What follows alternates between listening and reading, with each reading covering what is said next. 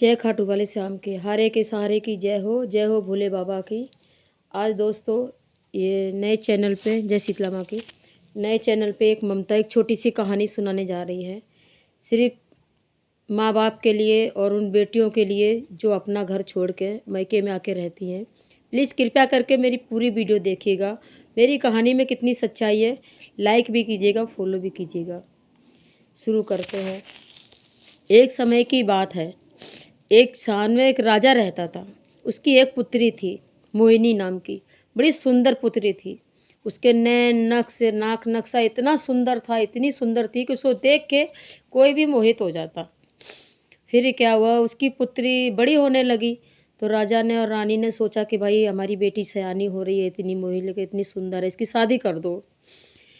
तो उन्होंने शादी कर दी दूसरे राज्य में जाके एक राजा के साथ। उस राजा के कोई माँ बाप भाई बहन कोई नहीं था, वो राजा अकेले ही था, अपना राज चलाता था। उसने अपनी बेटी की शादी कर दी तो वो शादी करके अपनी ससुराल चली गई। वो अपने पति को, राजा को, जनक को बहुत प्यार करने लगी थी, बहुत ज़्यादा। एक दूसरे में इतना प्यार था कि ना राजा रानी के बिगड़ रहता था, ना रानी राजा के बिगड़ रहते थे। राजा का वो हाल हो गया था कि अपनी रानी के लिए अपनी प्रजा को भी भूल गया था। और जब तक रानी के दर्शन निकल लेता था, रानी को अपना चेहरा नहीं देख लेता था, तब तक उसको उसकी आँख नहीं खुलती थी। बिस्तर में से उठते ही उसको रानी चाहिए, खाना खाने के टाइम भी रानी चाहिए, हर वक्त उसको रानी चाहिए। दोनों में इतना प्रेम हो गया था कि ऐसे एक दूसरे के बगैर एक दूसरे की सांसें अधूरी थी। दो जिस्म एक जान, ऐसे प्यार हो गया था राजा रानी में। फिर क्या हुआ कि कुछ समय की बात आई तो वो राजा बोलने लगे उनके सुंदरी के, मोहिनी के पिताजी, कि मुझे आज अपनी पुत्री की बहुत याद आ रही है, आज मैं क्या करूं। रानी बोली, हाँ प्रिय प्राणनाथ, याद तो मुझे भी आ रही है अपनी बेटी की, क्या करें, शादी कर दी है। पग फेरे की रस्म में बुला लेते तो मैं कुछ दिन में देख लेती। अभी नई नई दूर गई आँखों से तो बहुत याद आ रही है, अंदर से रोना आ रहा है। बेटी है, अकेला हमारे कलेजे का टुकड़ा है।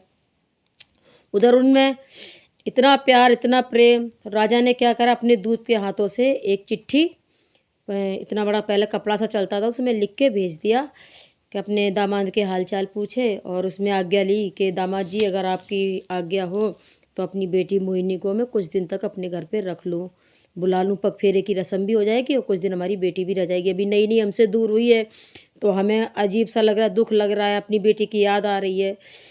तो जब वो राजा का दूत आया उसकी बेटी के ससुराल में तो उसने देखा, उसने बोला कि हाँ प्रिय कैसे आए, देखे उसके ससुराल से संदेशा आया। तो उसने बोला, हाँ जी बोलो दास, क्या बात है, कैसे आए हो। तो उन्होंने बोला कि राजा जी ने संदेशा भेजा है। तो उसने कहा ठीक है।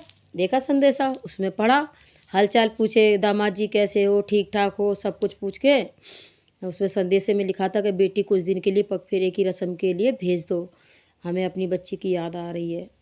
उन्होंने कहा ठीक है।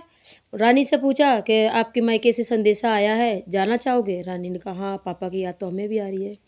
राजा ने कहा ठीक है, जाओ जानकी, पर जल्दी आ जाना, हमारी एक एक सांसें, एक एक पल तुम्हें याद करेंगी, हमारा अब जीवन तुम्हारे बिगैर अधूरा है। रानी बोली ठीक है, हम आ जाएंगे, आप भी अपना ध्यान रखिएगा, टाइम से खाइएगा पिएगा और हमें याद मत कीजिएगा, मैं टाइम से आ जाऊंगी, पग फेरे की रस्म होते ही मैं आ जाऊंगी। भाई वो रानी आ गई अपना शौक श्रृंगार करके अपने मायके में। मायके में आने के बाद वो तो अपने माँ बाप की याद में दो दो महीने बीते, वो अब तो अपने माँ बाप के लाड़ प्यार में भूल गई कि मेरी शादी भी हुई है, मेरा कोई पति भी है, मेरी कोई ससुराल भी है। अपनी सखी सहेलियों के साथ वही कुंवारेपन में चली गई। वो तो अपने माँ बाप की लाडली बन गई, अपने सखी सहेलियों के साथ वन में जाने लगी, सुंदर सुंदर सजना संवरना, एकदम मेकअप करना। एक दिन क्या हुआ कि रानी घूमते घूमते एक वन में चली गई। खूब बड़ा वन था, वहाँ पे इतना सुंदर तालाब था, उसका पानी नीला नीला था। तो मोहिनी रानी बोली अपनी सखियों से कि ये तालाब को देख के मेरे मन में लालसा आ रही है कि मैं इसमें स्नान करूं। तो वो भी बोली हाँ मोहिनी मोहिनी रानी कि तालाब तो बहुत अच्छा है, नहाने को तो मेरा भी मन कर रहा है, चलो नहा लेते हैं। तो नहाते ने वो दोनों उसमें घुस गई, हंसी मजाक, पानी उछालना, सब कुछ करना। पर वो उसको 6 महीने हो गए थे अपने मायके में आए, उसको ना अपना पति याद था, ना अपनी ससुराल याद थी, ना वो प्रेम याद था जो अपने पति के साथ उसने किया था, जो कस्में वादे खाई थी, हम तुम्हारे बगैर नहीं जी पाएंगे, कुछ याद नहीं रहा उसे। बस अपना मायका, अपना वो माने एक तरीके से कुंवारेपन में घुस गई। वहाँ पे वो नहाने लगी, हंसी ठट्टा सहेलियों के साथ खूब मज़ा कर रही थी। तो उस जगह से एक राक्षस गुजर रहा था अपनी उड़न खटोले में ऐसे। उस राक्षस ने क्या देखा कि इस जल में इतनी सुंदर सुंदर रानियां नहा रही हैं, सबसे ज़्यादा सुंदर ये एक परी है, इसका नाम मोहिनी। उसने अपनी शक्ति से नैन बंद करे और उसने देखा कि इतनी सुंदर है, इसका नाक नक्शा, इसकी आँखें, इसका आवाज़, इसका तन एकदम कोमल है, एकदम हीरे के जैसी चमक है इसमें। तो मैं तो इससे विवाह करूँगा, मैं इसके अपना बना के रहूँगा से। वो राक्षस था शक्तिशाली। उसने क्या करा, नैन बंद करे तो उसने देखा कि ये तो पतिव्रता नारी है, इसके साथ में कैसे विवाह करूँगा, ये तो विवाहित है, ये तो पहले से अपने मायके में आई हुई है, ये तो शादीशुदा है। फिर भी उसका मन नहीं माना, उसने कहा नहीं, मैं तो इससे ही विवाह करूँगा। उसने क्या किया, उसके राजा का रूप रखा और जाके वन में बैठ गया और बड़ी सुंदर गिटार बजाने लगा। गिटार बजाने लगा तो गिटार की जो आवाज़ थी ना, जादुई आवाज़ थी। वो जादुई आवाज़ जाके रानी की सखियों में कान में जाके गूंजने लगी। उसने कहा यार कौन है ये, इतना सुंदर गिटार बजा रहा है, हम भी चले देखे। रानी बोली हाँ हम भी चलते, हम भी चलते। उनकी सखियाँ बोलती है चलो चलो चलो देखते हैं।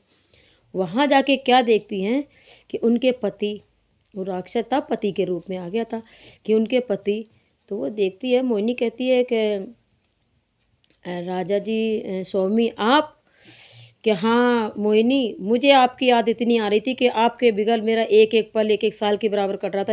मेरे को ना नींद आ रही थी, ना भूख लग रही थी, ना प्यास लग रही थी। आप अगर थोड़ी दिन और ना दिखती तो मैं मर ही जाता।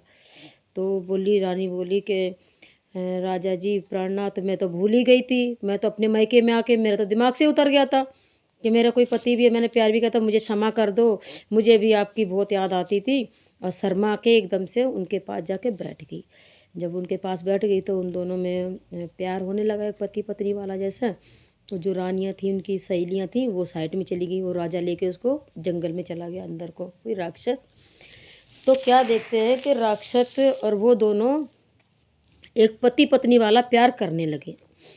जब उसका प्यार हो गया तब उसकी नज़र पड़ी उस जगह पे जहाँ राजा का एक अंग पे एक निशान था।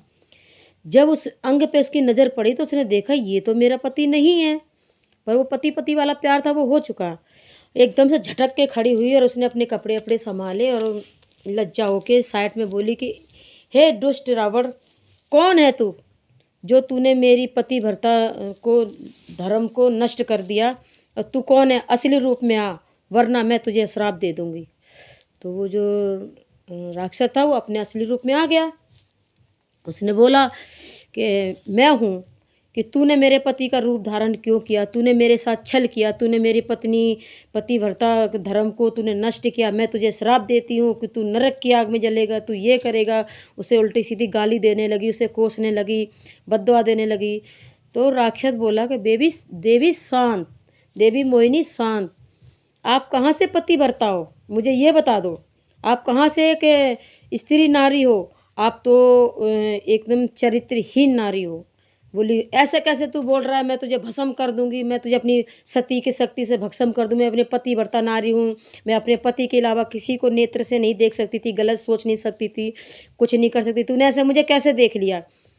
तो वो राक्षस बोला सुन, तू चरित्रहीन नारी है, अगर तू पतिव्रता नारी होती तो तू ये कैसे भूल गई थी कि तेरी शादी भी हो गई, और मैंने जब तेरे अंग को पहली बार छुआ तो तू पतिव्रता नारी थी, तो तू अपने पति की खुशबू से ही औरत पहचान लेती है कि ये मेरा पति है या किसी और का पति है। मैंने, चलो मेरा तो काम है, मैं तो राक्षस हूँ, मेरा तो काम है रूप बदलना, लोगों के साथ छल करना, कपट करना। तुम्हारा क्या काम है, 6 मार्च हो गए तुम्हें, 6 मार्च से तुम अपने मायके में पड़ी हो, तुम्हारा पति वहाँ पे बिलक रहा है, भूखा प्यासा तुम्हारी याद में बीमार पड़ा हुआ है, कभी तुमने अपने पति को याद किया। और ये सजना, ये संवरना, ये मेकअप, ये रूप रंग, ये किसके लिए है।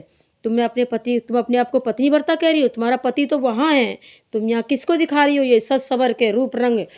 तुम चरित्रहीन नारी हो। और सुनो, मैं तुम्हें कहता हूँ, मैं एक राक्षस हूँ, मैं राक्षस जाति का हूँ, मेरा काम है लोगों के साथ गलत करना, लोगों के, लेकिन तुम अपने पतिव्रता धर्म से क्यों डगमगा गई? इसलिए मैं तुम्हें बता रहा हूँ कि जो तुम्हारे साथ मैंने काम किया है, उस काम के बदले तुम्हारी कोख से तीनों लोग पे राक्षस पैदा होगा, और उस राक्षस का नाम होगा कंस। ठीक है? और मेरे को बद्दुआ देने वाली तुम कौन होती? तुम चरित्रहीन नारी हो, और तुम कभी भी अच्छी नारी कहलाने के लायक नहीं हो, तुम नरक की आग में जलोगी जाके। इतना कह के राक्षस चला जाता है। वो रोने लगती है, उसको अपनी गलती का एहसास होता है कि बात तो सही कह गया वो, मैं अपने पति को भूल गई थी, मैं यहाँ अपने बन सवर के रहने लगी थी। मायका तो मायका ही होता है, मायके का मतलब होता है मायका, यानी मांगे का मायका। शादी से पहले तो कुछ भी कर लो, लेकिन शादी के बाद सब कुछ ससुराल ही होता है। वो चली जाती, ज़ोर ज़ोर से रोने लगती, उसकी सखियाँ आती हैं, क्या हुआ मोहिनी रान, क्या हुआ? तो वो बता देती है सारे कुछ, राजा जी कहाँ गए, राजा आते कहाँ चले गए, तो बता देती कि वो राजा नहीं था, वो छली राक्षस था, उसने मेरे साथ ऐसा ऐसा किया, मैं अब कहीं की नहीं रही, मैं क्या करूँ, मैं मर जाऊँ, क्या करूँ? तो कहते नहीं, चलो घर चलो, माँ बाप के पास चलते हैं, कुछ सलूशन निकालेंगे। फिर वो जाते हैं माँ बाप के पास, माँ से बताती है रो रो के। माँ कहती है सच में, माँ जाती है अपने पति को बताती है, स्वामी को, कि अपनी मोहिनी के साथ ऐसा ऐसा हुआ है। जब राजा सोचता है कि मैंने बहुत बड़ी गलती करी, अपनी बेटी को यहाँ बुलाया तो ठीक, पग फेरे की रस्म में दूसरे दिन ही मुझे अपनी बेटी को भेज देना चाहिए था उसकी ससुराल, मुझे यहाँ नहीं रखना चाहिए था। तभी वो जल्दी जल्दी क्या करता है, बेटी को तैयार करता है, और अपने उसके साथ सैन जो होते हैं, दास होते हैं उनके घर के, उनके साथ अपनी बेटी को सवार सबूर के तैयार करके तुरंत ही देरी ना करते हुए उसी समय अपनी उसकी बेटी को उसके ससुराल भेज देते हैं। ससुराल चले जाती है, फिर जाके अपने जिसका पति देखता है वो तो खुश हो जाता है। अचानक आ गई, वो तो वैसे भी बेचारी उसकी याद में तड़प तड़प के जी रहा था, जीते जीते ना ना के बराबर खाने पीने कोई होश नहीं है, तो उसका तो प्रेमी अंधा हो गया था रानी के प्रति। जाके अपने पति से चिपट के रोती है। वो कहते हैं कि देवी क्या बात है, क्यों रो रहे हो? अब तो तुम मेरे पास आ गए हो, अगर आपके मन में कोई बात है तो मुझे बताओ।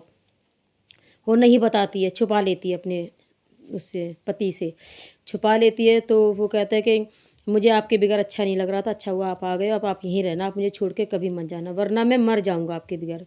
तो रानी कहती है मोहिनी कि नहीं राजा जी, नहीं स्वामी, मैं आपको छोड़ के कहीं नहीं जाऊंगी, मुझे भी आपके बगैर नहीं जीना है। होते होते देखते हैं कि 9 मार्च बीत जाते हैं। जब 9 मार्च बीत जाते हैं तो उसकी कोख से एक कंस ने जन्म लेता है। कंस जन्म लेता है, वो तीनों लोग पे राज करता है, लेकिन वो अपने पति को नहीं बताती है कि बच्चा किसका है। इसीलिए कहते हैं कि आदमी नहीं जानता है कि जो औरत की कोख में गर्भ पल रहा है वो किसका है, वो तो माँ ही बता सकती है किसका है, पति का है या किसी और का है।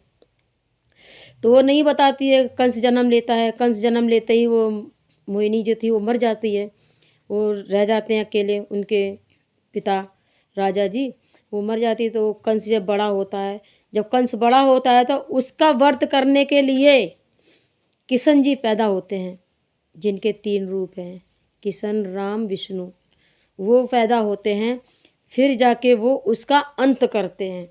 इसीलिए कहते हैं दोस्तों, बुराई की लाख ज़्यादा लंबी नहीं रहती है, एक ना एक दिन तो उसका अंत होता ही है। और बुराई करने वाले का इंसान को कोई याद नहीं करता है, जो अच्छाई या बुराई सब यहीं रह जाती है। खाली हाथ आए थे, खाली हाथ जाना है। ज्ञान बांट लो, अच्छाई कर लो, वही हमारे साथ है। हाथ जोड़ के कृपा करते हैं।